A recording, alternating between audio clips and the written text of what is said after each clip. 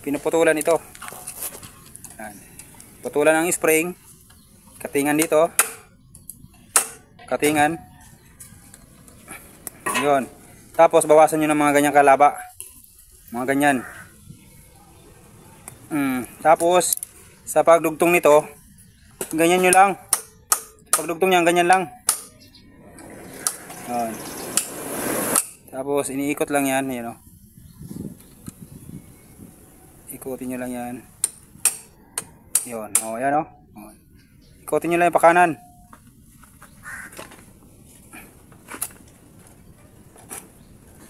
Tapos ganyan nyo lang.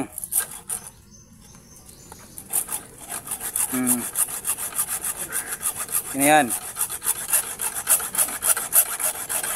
Kakabit nyo lang dyan, o. Itong malalim ang uka dyan. Ito, pataas ito. Pataas ito.